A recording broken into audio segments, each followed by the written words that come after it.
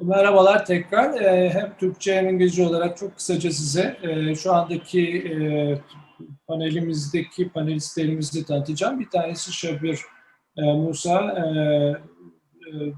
WONCA Afrika'nın president'ı ve şu anda WONCA Executive Committee'de de aynı zamanda Bylaws yani Çocuk Komitesi Başkanlığı'nı yapıyor. Önemli bir pozisyonda. Bir ilk konuşmacımız da Raman Kumar. Raman da Asya President of the Regional President of ve aynı zamanda Hindistan'daki aile hekimliğinin kurucusu, aile hekimliğinin ilk temsilcilerinden bir tanesi. İngilizce olarak da çok kısaca kendilerini sunmak isterim. Shabir and Raman are the executive committee members of the WONCA and also the regional presidents of the WONCA regions. And Shabir is an academic professor, very well known, and conducted many projects and also very, very active one in WONCA scale, but not only WONCA scale and also the WHO level. So many of you know Shabir, and I know that he also, my colleagues who are listening to us or watching us from Europe knows him very well, and he is now in Johannes group, and I think since 2004, and also he's an academician, but also one of the leaders of the family medicine in that country. Started with one of the previous WONCA presidents in his career. And Shabir is also the head of the bylaws committee of the WONCA, and which you know that we have a lot of changes right now. So, and the Raman is originated from the young doctors, and Raman Kumar is one of the leaders of India, but not only the leaders of India, he is one of the leaders of the young doctors of the world who came to our WONCA level in executive committee, very active family doctor. He is a director of a private center also, and he has a lot of academic works, and he has editorial in the Journal of Family Medicine and Primary Health Care, and the regional president for the South Asia since 2018. Now, both of them are very competent on digital health of the future, which I tried to make an entrance in my speech. But I am very much sure that they will give a better essence of the future of the digital health in family medicine and primary health care. Raman, you can, if you want to share your screen, you can start sharing your screen, and then you can, whenever you want, you can start your presentation also. Our first speaker will be Raman.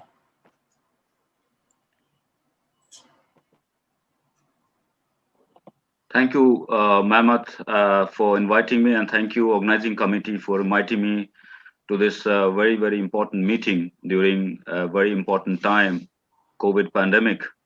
And I'm very happy to share our experiences from our part of the world. South Asia, which I represent in WONCA, is smaller in terms of numbers of countries that we have in this region, but we are a quarter of the human population on Earth. So 1/4 of human population lives in South Asia, the area where I come from and I work. So since this whole digital revolution started, in India especially, we have a very strong service sector in digital health information technology. We are a very big industry in that sense, but somehow, and we are also one of the largest healthcare industry of the world in pharmaceuticals and other areas. So it was natural that we have the digitalization as well in both health as well as healthcare delivery system and the industry. But since we are a very big country of 1.3 billion population, we have huge challenges, the one we are going through at present. And you can see on my screen, we have very huge second wave of COVID going on, and we are currently getting around 300,000 COVID positive cases, which was, few days back around 500,000 COVID cases. And as we talk about digital health, now all these numbers that we talk are actually digitally archived, digitally curated, because each and every test that is done in India, it is on the records of the national grid, and it is linked through the provinces to the district administration and to the region as a whole. So whatever number we see, especially you see in the context of COVID pandemic, it is all digitalized, and it is totally on digital platform. So in the terms of numbers and public health, digital health is playing very important role already in India, in our region, and I hope it is similar in the rest of the world. So it is important to share from the COVID perspective, uh, because if you look at, 2 days back, we had around 300,000 COVID cases every day, and it is a huge challenge to keep track on the changing scenario of the challenge and the problem people face in day-to-day basis. And simultaneously, we are going through a huge drive of COVID vaccination drive, which is again, now, come down to younger age groups, and now 18 plus age group people are now eligible. So all these things are digitally derived and digitally done, and no one can be, given a COVID vaccine without a digital record or recording or, registering digitally. So all this data is digitalized in spite of our population being 1.3 billion, which is huge population scattered over a big geographical location. And the application and platform that is doing it for government as well as public is called Arogya Setu. Arogya Setu is a Hindi word which means, bridge to good health. It is a collective initiative to fight against COVID-19 in India. So all data is digitally driven, propagated, and done on Arogya Setu app. And it was initially to alert the, proximity with a infected person, contact tracing, and it is, it is all inbuilt design for privacy and safety and best practices of medical advisories. And because the pandemic was changing in nature, so all the latest information was passed on through this application. And in India, we have huge penetration of internet as well as smartphones. So this app was very useful. It's still very useful and used everywhere. Even if you go to supermarket or to hospital, to any office, you have to show your Arogya Setu status. Unless you are, not safe, you are not allowed to enter the building or the facility. So in general, it is to protect people, uh, precision in tracking and geo mapping of the people who are COVID infected, and the risk assessment. So this is for, a kind of, huge platform, digital one, which is already existing, and I hope in future it will evolve bigger. And as initially we did not have digital data of our whole population, but now we have a digital identity of each of our citizens in India, all 1.3 billion, and that is a separate project of Government of India, which is called Aadhaar. Aadhaar is, its meaning is base. So unless you have an Aadhaar number, your identity, difficult to access services from the government offices. So that is all being digitalized in spite of the huge population and the challenges we face. So as you can see, one of the news articles says that Aarogya Setu is world's most downloaded COVID-19 tracking app, partially because we are hugely populated. And now because this COVID vaccination drive is going on, again, there's another app which is called CoWIN platform, which registers, for each and every, because there has to be digital tracking of the people who are registered, who are vaccinated for the first dose, second dose, or any kind of morbidity, or of whether they have been positive for COVID or not. This all is scheduled and done through this CoWIN app, which is again the Government of India initiative. So I'm talking about public health initiatives, and most of the services which is ongoing in India at present is digital, and all trickle downs to manual things and the real care at the ground level, but everything is digitalized at the moment. So a lot has also changed in terms of smartphones, internet, and medical healthcare, especially during this huge spike we had experienced. And we are also getting many digital online platforms for consultations. And Practo is one of the leading platforms, which has around 30 million subscribers to it. And I'm also subscribing. I give some part of my consultation on this app. And I got feedback from Practo that during this pandemic time, general physician, family physicians were in huge number in demand. Actually, all my slots for consultations were full from morning 8 to late night. And family physicians were huge demand on this, apps also. And there are several such apps, applications which have come in market because we are open economy, and plenty of digitalization, digital platforms, electronic medical records, and such platforms are coming as startups, companies, and as small, big, all sizes, hundreds of them. I cannot name all of them. And during this COVID pandemic, I had opportunity to, since I'm working in leadership positions, national, international, regional. So we, given this, digital era, we founded an institution which is called Institute of Family Medicine Primary Care, and we started 5 new publications to support the scholarship in new domains which were lacking in India, in our regions. Generalist kind of approach on surgical specialties, rural practice, primary care specialties, linking public health with primary care, applied sciences and clinical practice, dentistry and oral health. So this has all come through because of the digital age that we live in. Otherwise, in the past, in the print era, this academics would have remained static for decades, several decades, I would say. But this work was done, starting 5 new journals only over a period of less than 1 year.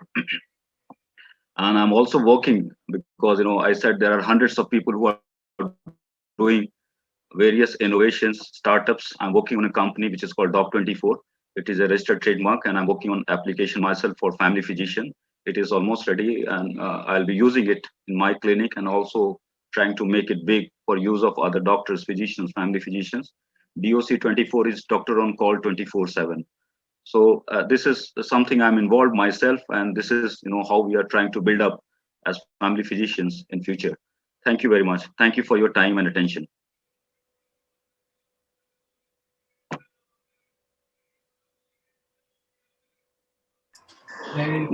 Thank you, Raman. It was very timely, and that that there are a lot of nice samples that we could think on it. And I think we have to think as family doctors on such kind of applications, whether they are really making things easy and safe for our patients and for our populations. Thank you for that. If we have questions at the end, I will have. Now, I think it's better for us to go with Shabir, because I know that he will have a meeting right after that. Then we can get the questions together because of this same topic as a panel, digital health and the future. Dear Shabir, please The screen is yours. Well, thank you very much to you, Dr. Mehmet Ungan, and to our hosts, and to all of you listening in. I was asked to talk about digital health, the future. And I think that I was thinking of more globally. So let me perhaps just proceed to go through these slides. I think um, our traditional practice is one of sitting in front of patients, being able to examine them, and to be able to discuss management plans with them. It's been there for ages. And I think that that is the nature of our consultation inherently. But I think that that time of that sort of normality is going to shift considerably. Sorry, let me just be careful. I'm not moving slides too quickly. And I think that what we have, what we're facing is a situation where the phone is in fact what we used to have as our communication method. And it's fast moving in a world where smartphones are everywhere.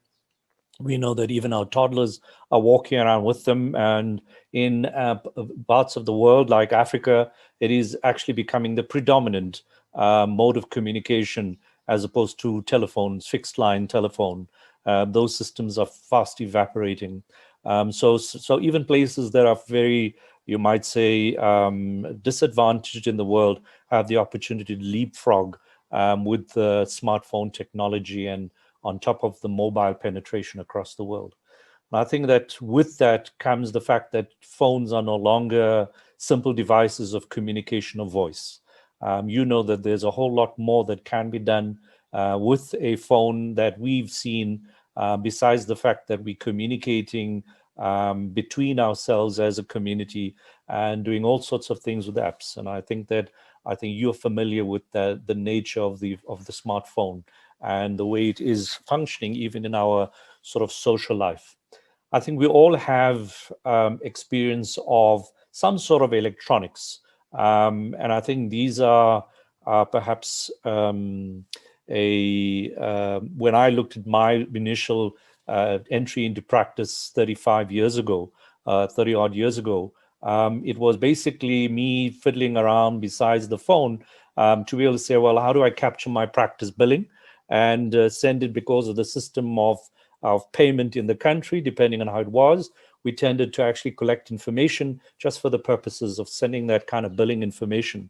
And we thought that would be very efficient. It turned turnaround times and our claims, etc. But now electronic health records are growing. As Raman has pointed out, I think across the world, there are a number of electronic health records. They're not always good. And I think that's part of the challenge we have, that many a time the electronics doesn't understand the user very well. And we need to be able to work with that, understand it. But we have to understand the actual profound changes that are happening in technology itself to be able to engage with it.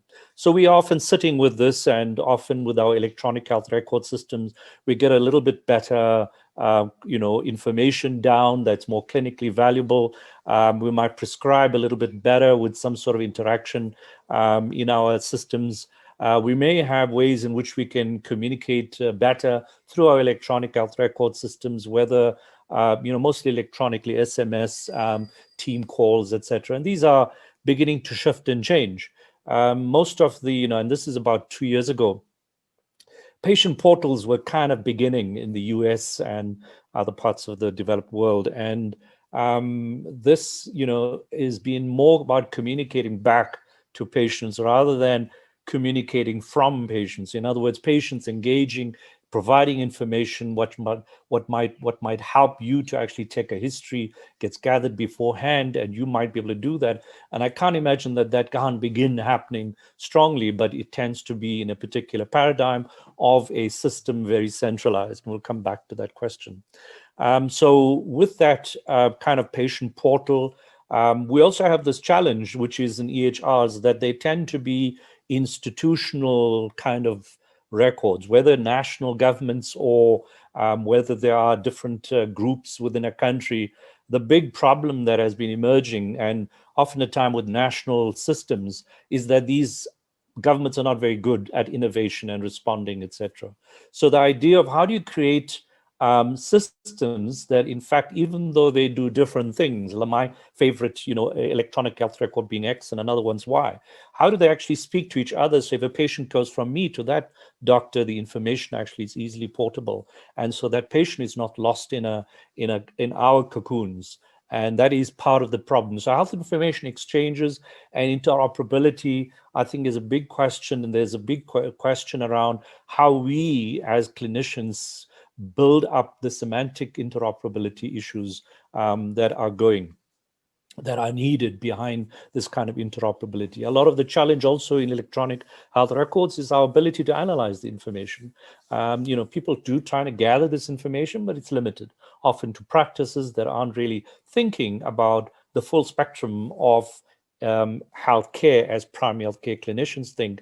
Are we really gathering information enough in our electronic health record, using ICPC to think through the psychosocial issues and even the social determinants of health, etc.? And these are big issues in the even in the US, where they're looking at how do we actually get electronics to help us influence social determinants of health.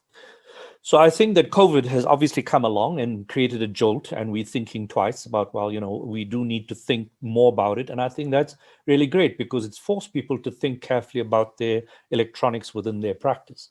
And telehealth has certainly come to the fore. We are, in fact, in a situation where with COVID, we've been forced to actually manage patients remotely, and that's brought on quite strong home care, which should be thought of as ways in which we shouldn't lose. We should actually be thinking about how do we continue that way of patients accessing without having to travel and all the consequences around it. In fact, in African settings, often the cost of travel can be more than the cost of care itself. So we need to be appreciating that this dynamic of distance-based approach, of distance-based care, is not something we should wish away and say, let's just get back to the old patient walking in the door. It also has landed up for us to build up lots more collaborative care, with even the delivery of our care being much more distributed. The whole team don't need to be in one place. The way in which we communicate with referral systems is just changed. And I'm sure that all of you who have some sort of telehealth offering will know that this is, in fact, really part of the deal. I think that one of the challenges we as clinicians get into the space of, trying to function without our, our senses. We've been able to sit back and say, well, okay, I have my sight and sound, and so I can communicate with patients. I can, I can see what they're telling me or see them. And I think that itself is beginning to challenge us. And I think sometimes even the councils are saying, well, that's not necessarily competent care, but I think it needs to challenge our sense of what competent care is and how do we bring competent care up. I mean, many a time we often get history. History is something we need to ask ourselves. Is there a lot of communication? What are the senses that we need? And most of the time, sight and sound is enough. It's really when we get to examination that we tend to feel this is really challenging.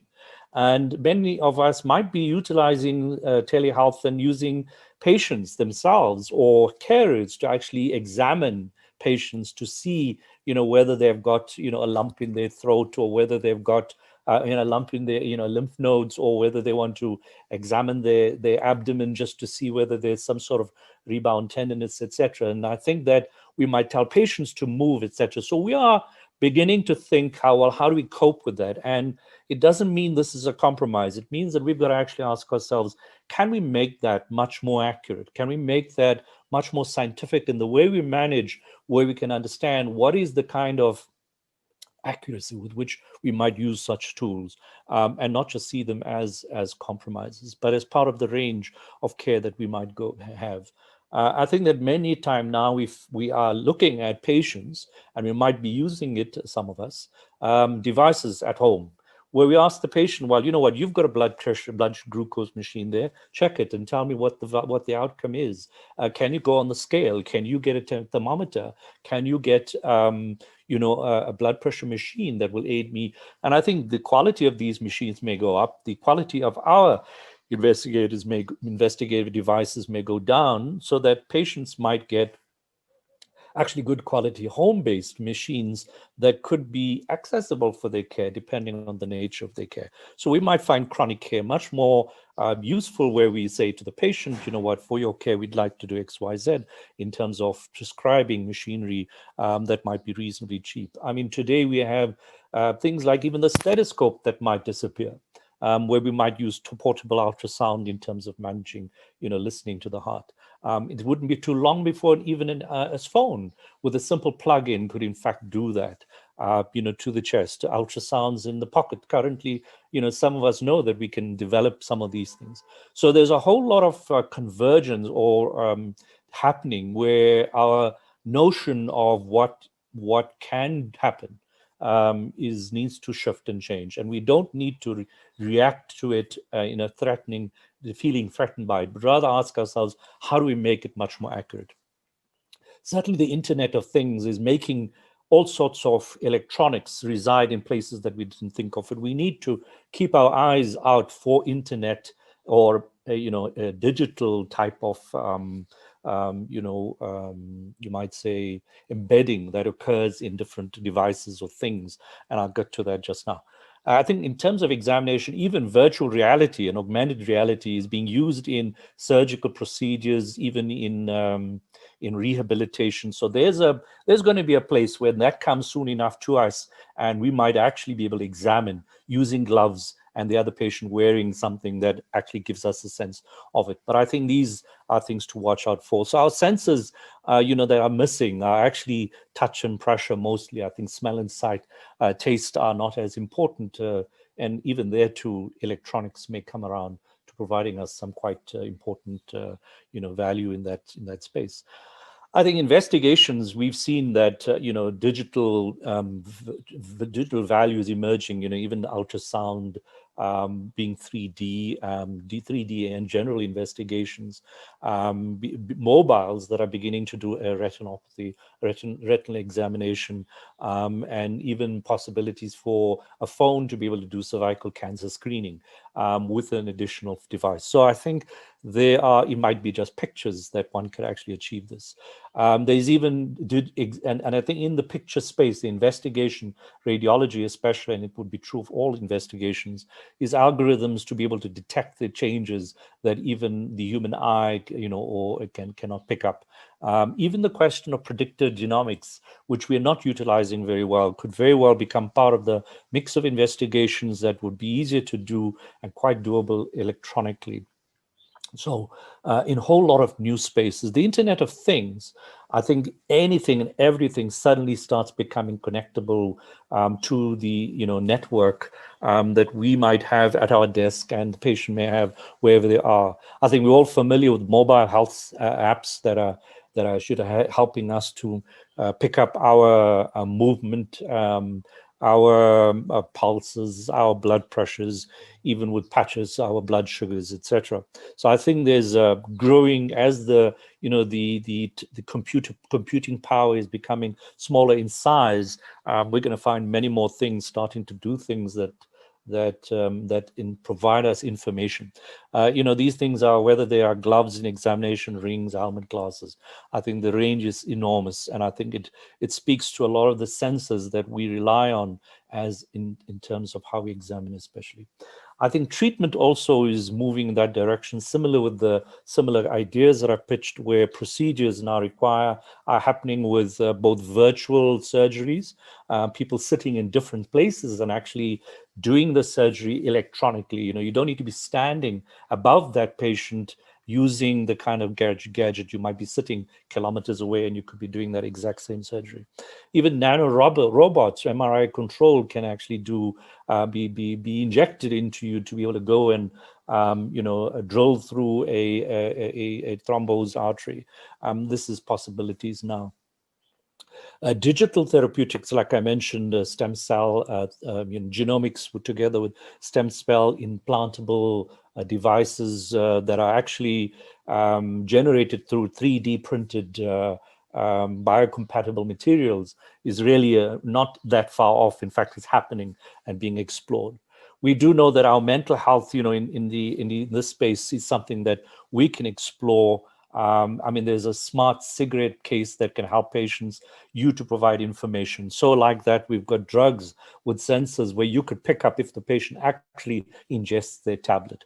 So the range is enormous in terms of treatment. I think patient communication, I think we all know social media is suddenly creeping up, and we may ask ourselves, well, we need to be careful about it. And of course we do. And the same way, all of this technology, we have to think about what's the consequences. But what it really is important to know is that you have a way in which you can reach out to the patient in social media, in all sorts of spaces, not only you with the patient and communicating in terms of their healthcare, to arrange, but that they can themselves link to other people in the community, and also be able to help them to reach out to resources in that space.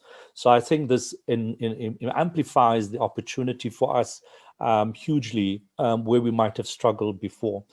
Even with the Internet of Things, you might find that communication is not just from patients necessarily consciously inputting information, but from even their device that tells you that their blood sugar's dropped, even before they might perceive it themselves, or they perceive it through a little notification on their phone, but you know it as well at the same time.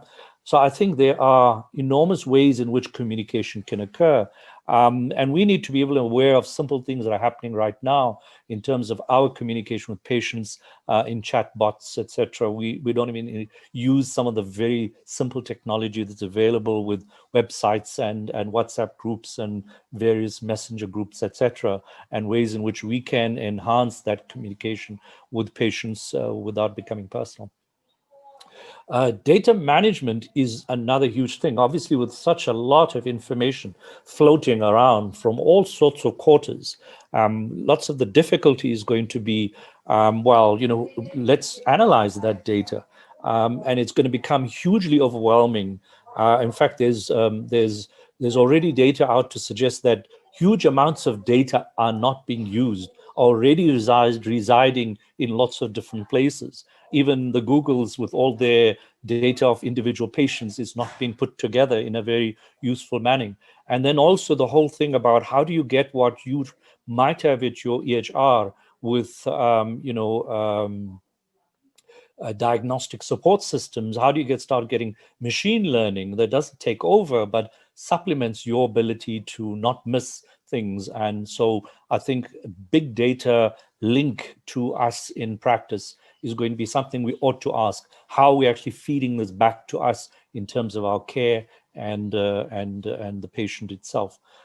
I think education of its own, like we talked about, often these kind of ways of gathering information, like we said, decision support systems, they tend to be linked to education systems where you can see, bleep, bleep, there's a drug interaction here, or you missed out a particular, investigation on the patient, and you'd want to know, well, hang on, let me just check, and you link up and you go and see the resource. So it becomes adult-based learning that's really targeted at your knowledge gaps and helps you in terms of education, apart from what we know is really amazing online learning and support systems. And I think that this kind of process is even being used with algorithms, reading papers and actually providing us targeted information.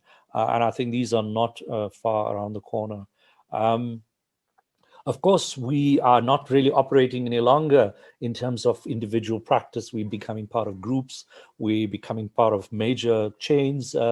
And just the network of organization is growing enormously. And I think that there is obviously decentralized care. Sometimes people talk about, retail clinics and the Walmartification of care. But this is really, even for yourself, ways in which you might make care more accessible. Should you have your nurse at your facility, or should you have them actually going out to the community and doing these kind of random investigations, simple vitals, and providing services like that based on high-risk patients, and rather than the patient coming in and thinking it through better, the cost implications of all that's involved in those two options.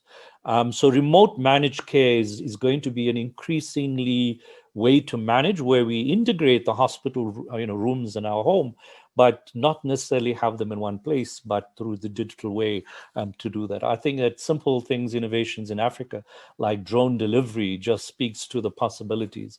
Who knows, you might find your patient suddenly saying, drone deliver my medication at home as a way, and you'd be able to do that quite easily through ordering systems. It's not far beyond, far away. It's happening in the US, where Amazon's already doing that in certain places. Sorry if I'm taking too long. And just a short few slides. I think the big concerns, and I think that is really the big problem, is we need to be aware of how patients are interacting and we respond to our patients. I think we often are the bigger problem. Our patients are increasingly embracing the digital world. They welcomed it. I'm sure you find that quite a few patients, especially younger ones, enjoy the sort of distance that you've been able to manage, the way in which your digital embrace of them has happened. But I think for physicians, they need to ask themselves, well, are we actually performing as we are, and how do we think through our performance? And how do we find ways to target ourselves better in terms of the care? And I think that big concern is whether payment systems follow on in terms of the way in which digital health is forcing our care to be somewhat different from what we used to. So we need to be able to do it. I mean, we know that in terms of our managing the interaction with patients, we used to have the clunky big desktop next to us. Now, with tablets, it's gone away. And so like that, what may seem clunky now will very quickly start being managed better. But we need to be able to be part of that to say, this is interfering with my relationship and ability to provide good quality care. I think the other concern is going to be security. And I think that this is something that I'll talk to in terms of blockchain. But at the moment, the big problem is that huge centralized repositories of information can be hacked, are hacked. And I think this represents a serious problem. And blockchain, I'll come to now, will be quite important. And there's a huge shift in terms of what that means. I think digital connectivity in itself, the internet and the ability of people to connect up to the internet, is no different than other social determinants of health. If they don't have roads, they're not going to get the kind of benefits that other people in the rest of the world get. So I think that we have to ask ourselves that, how do we make sure that the entire country, globally, all of us have advanced the idea of social, of internet connectivity to everyone in the country, however remote they might be.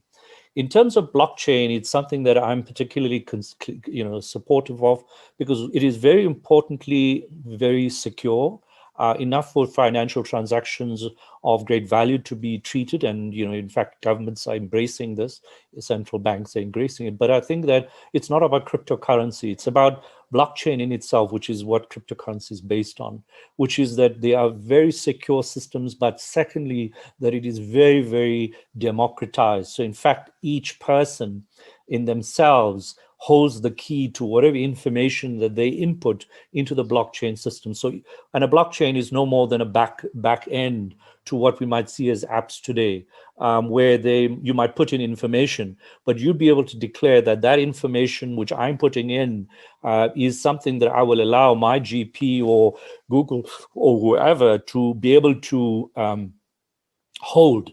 And if I want to withdraw that information, I may withdraw it, I may delete it.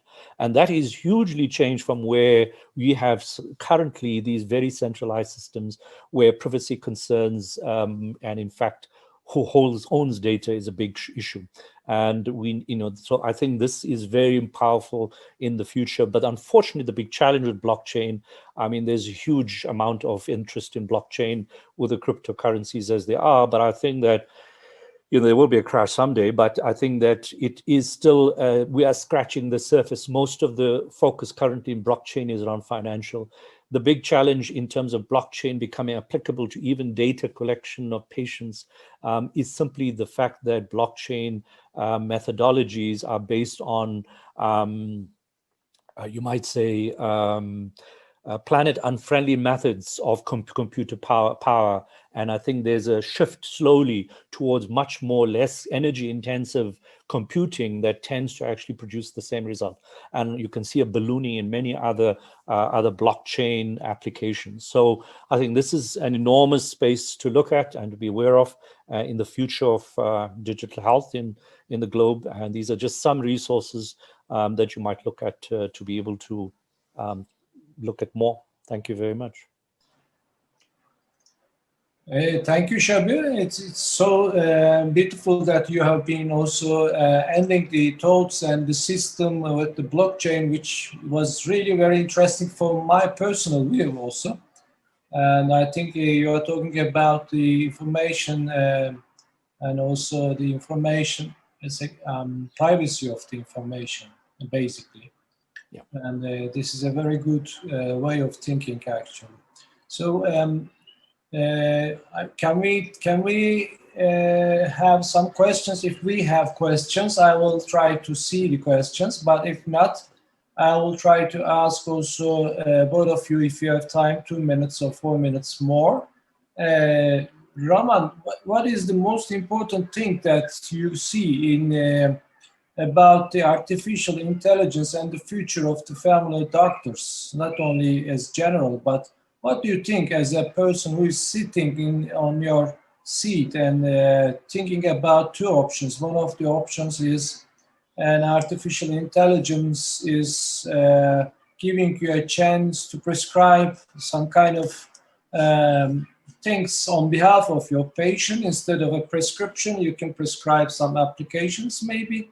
Or the second thing is the second option, which is written in the publications. They say the second option is the artificial intelligence is much more than a physician. Then the physician is advocating only the patient. This is the only function. What do you think about it? I think intelligent system is one which evolves, which learns, and to be able to cope up with what already is coming up technologically, we need to be adopting those technologies rather than being averse of or being speaking against or trying to antagonize such possibilities, because artificial intelligence is already part of many of our human activities already, not just healthcare, be it traffic, driving, or using any IT application, using your mobile phone. Everything is tracked, so we are part of already dip into it. So we cannot negate it, deny it. We have to adapt to it, and there will be so much of technology applications, tools will be coming, which we will have to be open as family doctors. And fortunately, I've been reading in areas in Silicon Valley and all. There's talk of what is going to be future of as a human doctor, human physician. So there is already a lot in terms of if you look at MRI software or CT scan softwares, they all are evolving, and there is no much of human role. And there is a technologist in Silicon Valley who says that if in 10 years a radiologist makes a report, he will be killing patients. And he says in 10 years, I don't think why we need a human oncologist, because this all decisions will be based on algorithms. But fortunately, he also says that only tribe or the types of doctors that would require is family doctors, where their basic human interface would be required, because it is multidimensional, multimorbidity. The possibilities are maximal. You cannot reduce into you cannot have a reductionist approach into family practice or general practice. So I'm not negative about artificial intelligence. I think we have a future, provided that we are eager and open to it as family physicians. Thank you. Shabir, this is another question for you. Many publications are thinking like Raman and you also, just trying to adapt the things according to our daily life on behalf of our patients. But on the other hand, many publications are saying that I think the regulations should be immediately and starting to by the organizations like the family doctors organizations. American Medical Association already started, for example, just to start from somewhere to put the regulations, they say. So what do you think about it? You know, is that the first thing that we should start with the regulations? I personally think that we need to be very aware of the challenges of technology, particularly for ownership and privacy. I think on the other hand, I think that we have got to be careful about professional turf challenges and the question of quality. Often we interpret quality in a particular way that tends to reflect our professional concerns rather than actual quality. So I think that, to me, the technology is so enormously shifting. You cannot regulate well unless you are familiar with, or get familiar, reasonably familiar with the terrain and the processes of change, what's exactly happening. I think that if you focus on, for example, the question of privacy and ownership, which I think is a huge problem, because huge corporates are owning lots of data right now that make them a threat to humankind in the way in which they're using it with people who are not thinking about their privacy issues. And we need to find ways to control that. And I think regulation is needed. Even the Facebook's holding so much of data, to me, is a very big threat. And we need to understand that. But at the same time, we have to ask ourselves, what do people want and how do they relate to it? And I think that's going to be a balance going forward. It does have benefits that there's agglomerated data that feeds back. I find it convenient that Facebook's able to read the fact that I'm reading a lot about Palestine, and so they'll feed me more information about Palestine. But I also am wary of the fact that as I'm reading on Palestine, I find some people targeting me with right-wing, Zionist crap that I don't want, because they know that they can pay Facebook to target me, because that's me. I'm the sort of target they want to be able to mess with my brain. So I think that, again, is the kind of thing we've got to ask ourselves. This, how do we manage this? Now, the question you're asking is in terms of regulation. If we are thinking about ownership, privacy, and then quality, without getting our professional issues in the middle of that, and we have that at the forefront, we will be able to think through that. But we've got to understand the technology better. And I think that this effort, for example, to figure out, like, blockchain, even people who invest in blockchain don't even understand what blockchain is. And I struggled myself to try and understand exactly what it is. But it'll take ages for people to figure out, but it's a relatively simple idea. It's premised on some complicated processes, but it's a simple idea.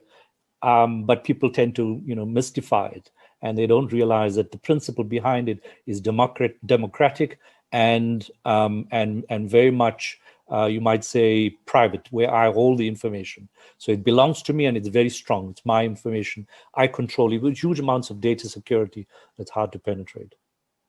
So I think that's what we need to think through. Yeah, thank you. Just a few words, last words. If you want to say, I will take your words. But if not, I just wanted to thank both of you. And also I would like to mention to our audience from Europe, all around Europe, and also from the EMRO region, I think we have guests, and from UK.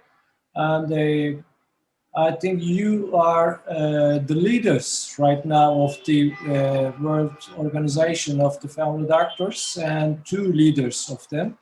And I think that you will continue to lead this organization. So this was so nice to hear your opinions about the future of the digital technologies on the family medicine, and I hope that we can discuss it in our workshops or in further, discussions to find the best way for all of us, for the doctors, for the physicians, and on behalf of our organization, and also on behalf of our patients and the communities.